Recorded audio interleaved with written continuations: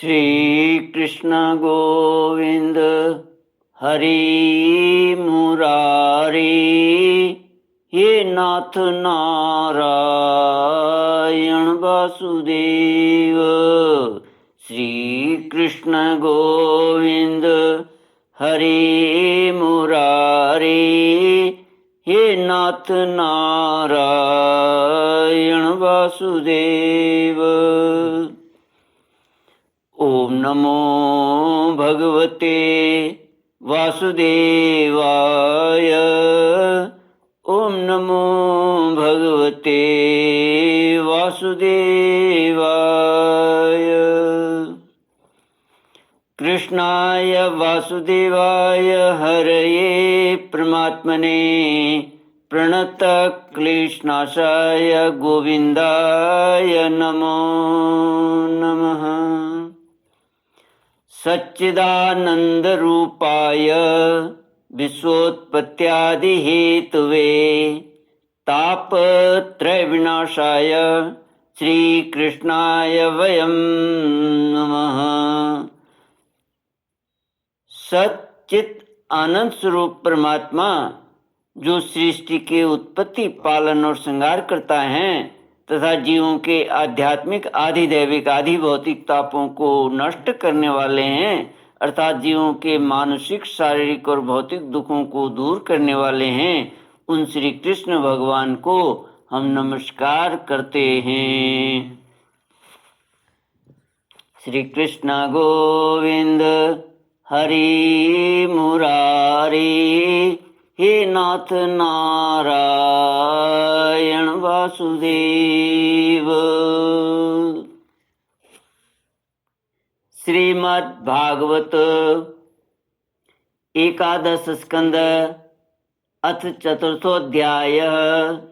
राजोवाच यानि यानि ह कर्माणि येर्ये स्वच्छन्दजन्मभिः चक्रे करोति कर्ता वा हरिस्तानि ब्रुवन्तु नः।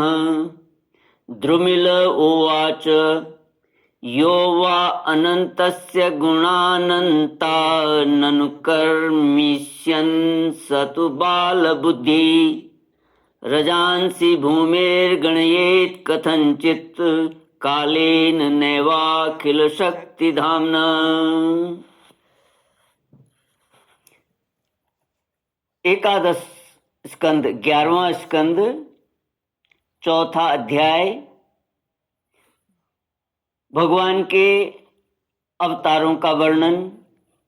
राजा निमि ने पूछा, योगेश्वरों, भगवान स्वतंत्रता से अपने भक्तों की भक्ति के वश होकर अनेकों प्रकार के अवतार ग्रहण करते हैं और अनेकों लीलाएं करते हैं।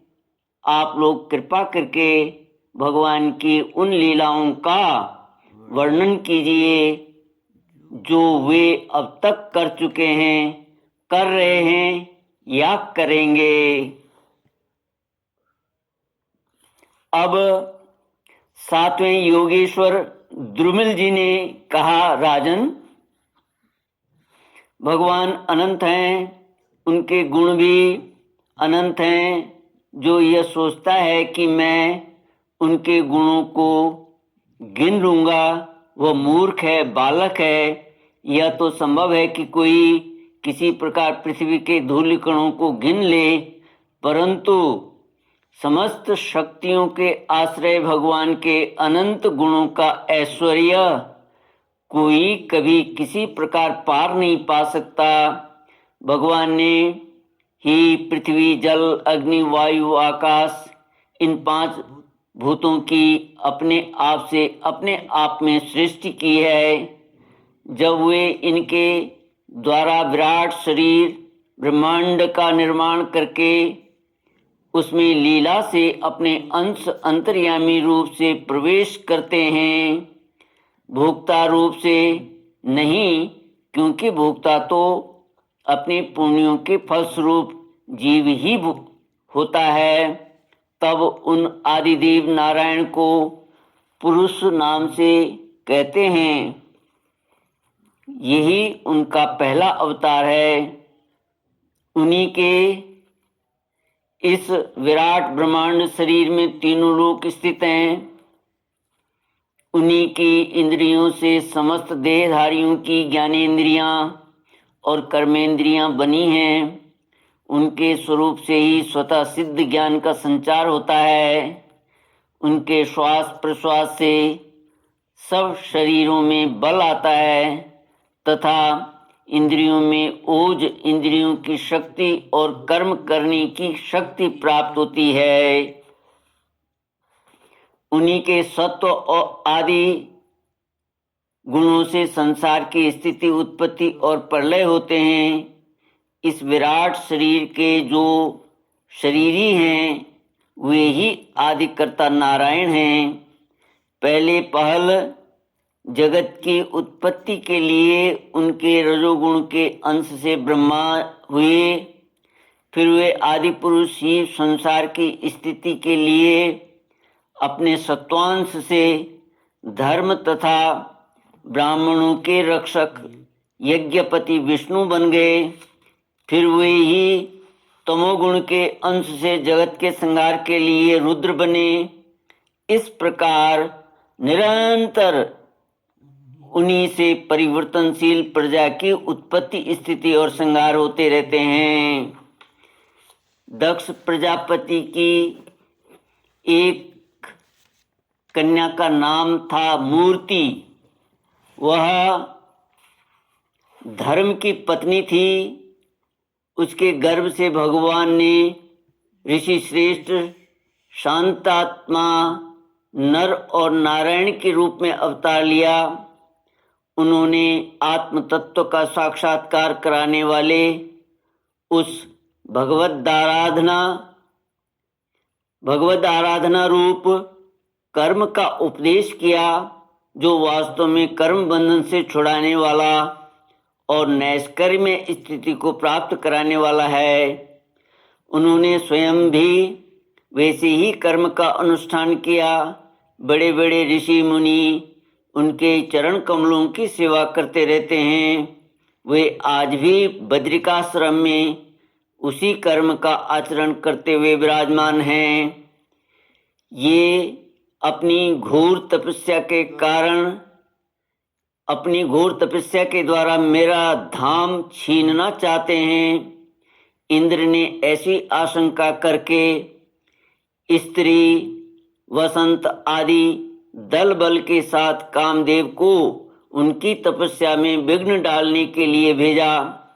कामदेव को भगवान की महिमा का ज्ञान न था, इसलिए वह अप्सरागण, वसंत तथा मंद सुगंध वायु के साथ बद्रिकाश्रम में जाकर स्त्रियों के कटाक्ष बाणों से उन्हें घायल करने की चेष्टा करने लगा। आदिदेव नर नारायण ने यह जानकर कि यह इंद्र का कुचक्र है, भय से कांपते हुए काम आदिकों से हंसकर कहा। उस समय उनके मन में किसी प्रकार का अभिमान या आश्चर्य नहीं था। कामदेव, मलया, मारुत और देवांगनाओं, तुम लोग डरो मत, हमारा आतिथ्य स्वीकार करो। अभी यहीं ठहरो, हमारा आश्रम सोना मत करो। राजन, जब नर नारायण ऋषि ने उन्हें अभयदान देते हुए इस प्रकार कहा, तब कामदेव आदि के सिर लज्जा से झुक गए। उन्होंने दयालु भगवान नर नारायण से कहा, प्रभु, आपके लिए यह कोई आश्चर्य की बात नहीं है, क्योंकि आप माया से परे और निर्विकार हैं। बड़े बड़े आत्माराम और धीर पुरुष निरंतर आपके चरण कमलों में प्रणाम करते रहते हैं। आपके भक्त आपकी भक्ति के प्रभाव से देवताओं की राजधानी अमरावती का उल्लंघन करके आपके परम पद को प्राप्त होते हैं।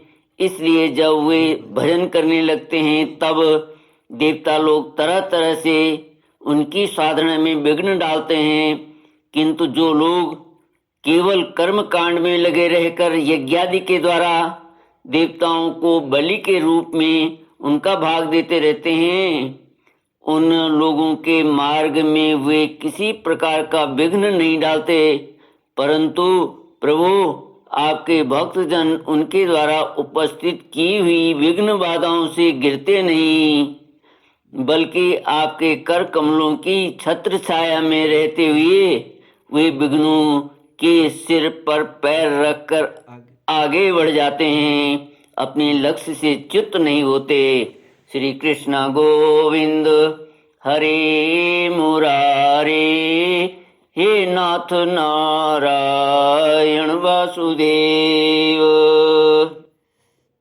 बहुत से लोग तो ऐसे होते हैं जो भूख प्यास, गर्मी सर्दी एवं आंधी पानी के कष्टों को तथा रसनेन्द्रिय और जननेन्द्रिय के वेगों को जो अपार समुद्र के समान है सह लेते हैं, पार कर जाते हैं, परंतु फिर भी वे उस क्रोध के वश में हो जाते हैं जो गाय के खुर से बने गड्ढे के समान है और जिससे कोई लाभ नहीं है, आत्मनाशक हैं। और प्रभु वे इस प्रकार अपनी कठिन तपस्या को खो बैठते हैं। जब कामदेव, वसंत आदि देवताओं ने इस प्रकार स्तुति की, तब सर्वशक्तिमान भगवान ने अपने योग बल से उनके सामने बहुत सी ऐसी रमणीयां प्रकट करके दिखलाई जो अद्भुत रूप लावण्य से संपन्न और विचित्र वस्त्रावलंकारों से सुसज्जित थी तथा भगवान की सेवा कर रही थी। जब देवराज इंद्र के अनुचरों ने उन लक्ष्मी जी के समान रूपवती स्त्रियों को देखा, तब उनके महान सौंदर्य के सामने उनका चेहरा फीका पड़ गया। वे श्रीहीन होकर उनके शरीर से निकलने वाली दिव्य सुगंध से मोहित हो गए। अब उनका सिर झुक जा गया। देवदेवेश भगवान नारायण हंसते हुए से उनसे बोले, तुम लोग इनमें से किसी एक स्त्री को जो तुम्हारे अनुरूप हो ग्रहण कर लो, वह तुम्हारे स्वर्गलोक की शोभा बढ़ाने वाली होगी। देवराज इंद्र के अनुचरों ने जो आज्ञा कहकर भगवान के आदेश को स्वीकार किया तथा उन्हें नमस्कार किया, फिर उनके द्वारा बनाई हुई स्त्रियों में से श्रेष्ठ अप्सरा उर्वशी को आगे करके वे स्वर्गलोक में गए। वहां पहुंचकर उन्होंने इंद्र को नमस्कार किया तथा भरी सभा में देवताओं के सामने भगवान नर नारायण के बल और प्रभाव का वर्णन किया। उसे सुनकर देवराज इंद्र अत्यंत भयभीत और चकित हो गए। श्री कृष्ण गोविंद हरे मुरारे, हे नाथ नारायण वासुदेव। भगवान विष्णु ने अपने स्वरूप में एक रस स्थित रहते हुए भी संपूर्ण जगत के कल्याण के लिए बहुत से कलावतार ग्रहण किए। विदेहराज, हंस, दत्तात्रेय, सनक, सनंदन, सनातन, सनत कुमार और हमारे पिता ऋषभ के रूप में अवतीर्ण होकर उन्होंने आत्म साक्षात्कार के साधनों का उपदेश किया। उन्होंने भी हयग्रीव अवतार लेकर मधुकैटभ नामक असुरों का संहार करके उन लोगों के द्वारा चुराए हुए वेदों का उद्धार किया। प्रलय के समय मत्स्यावतार लेकर उन्होंने भावी, मनु, सत्यव्रत, पृथ्वी और औषधियों की, धान्यादि की रक्षा की और वराह अवतार ग्रहण करके पृथ्वी का रसातल से उद्धार करते समय हिरण्याक्ष का संहार किया। कूर्मा अवतार ग्रहण करके उन्हीं भगवान ने अमृत मंथन तक का कार्य संपन्न करने के लिए अपनी पीठ पर मंदराचल धारण किया और उन्हीं भगवान विष्णु ने अपने शरणागत एवं आर्त भक्त गजेंद्र को ग्राह से छुड़ाया। श्री कृष्ण गोविंद हरे मुरारे, हे नाथ नारायण वासुदेव। एक बार वालखिल्य ऋषि तपस्या करते करते अत्यंत दुर्बल हो गए थे। वे जब कश्यप ऋषि के लिए समाधि ला रहे थे तो थक कर गाय के खुर से बने हुए गड्ढे में गिर पड़े, मानो समुद्र में गिर गए हों। उन्होंने जब स्तुति की तब भगवान ने अवतार लेकर उनका उद्धार किया। वृत्रासुर को मारने के कारण जब इंद्र को ब्रह्म हत्या लगी और वे उसके भय से भाग कर छिप गए, तब भगवान ने उस हत्या से इंद्र की रक्षा की। और जब असुरों ने अनाथ देवांगनाओं को बंदी बना लिया, तब भी भगवान ने ही उन्हें असुरों के चंगुल से छुड़ाया। जब हिरण्यकशिपु के कारण प्रहलाद आदि संत पुरुषों को भय पहुंचने लगा, तब उनको निर्भय करने के लिए भगवान ने नृसिंह अवतार ग्रहण किया और हिरण्यकशिपु को मार डाला। उन्हीं देवताओं की रक्षा के लिए देवासुर संग्राम में दैत्यपतियों का वध किया और विभिन्न मनवंतरों में अपनी शक्ति से अनेकों कलावतार धारण करके त्रिभुवन की रक्षा की। फिर वामन अवतार ग्रहण करके उन्होंने याचना के बहाने इस पृथ्वी को दैत्यराज बलि से छीन लिया और अदिति नंदन देवताओं को दे दिया। परशुराम अवतार ग्रहण करके उन्होंने ही पृथ्वी को 21 बार क्षत्रियहीन किया। परशुराम जी तो है वंश का प्रलय करने के लिए मानो भृगुवंश में अग्नि रूप से ही अवतीर्ण हुए थे। उन्हीं भगवान ने रामा अवतार में समुद्र पर पुल बांधा एवं रावण और उसकी राजधानी लंका को मटिया मेट कर दिया। उनकी कीर्ति समस्त लोकों के मल को नष्ट करने वाली है। सीतापति भगवान राम सदा सर्वदा सर्वत्र विजयी हैं। राजन, अजन्मा होने पर भी पृथ्वी का भार उतारने के लिए ही भगवान यदुवंश में जन्म लेंगे और ऐसे कर्म करेंगे जिन्हें बड़े बड़े देवता भी नहीं कर सकते। फिर आगे चलकर भगवान ही बुद्ध के रूप में प्रकट होंगे और यज्ञ के अनधिकारियों को यज्ञ करते देख अनेक प्रकार के तर्क वितर्कों से मोहित कर लेंगे और कलयुग के अंत में कल के अवतार लेकर वे ही शूद्र राजाओं का वध करेंगे। महाबाहो विदेहराज, भगवान की कीर्ति अनंत है। महात्माओं ने जगतपति भगवान के ऐसे ऐसे अनेकों जन्म और कर्मों का प्रचुरता से गान भी किया। श्री कृष्ण गोविंद हरे मुरारे, हे नाथ नारायण वासुदेव। इति श्रीमद्भागवते महापुराणे पारमहंस्यां संहितायां एकादश स्कंदे चतुर्थोऽध्याय। ओम पूर्णमदः पूर्णमिदं पूर्णात् पूर्णमुदच्यते पूर्णस्य पूर्णमादाय पूर्णमेवावशिष्यते। ओम शांति शांति शांति। हरि ओम श्री गुरुभ्यो नमः। हरि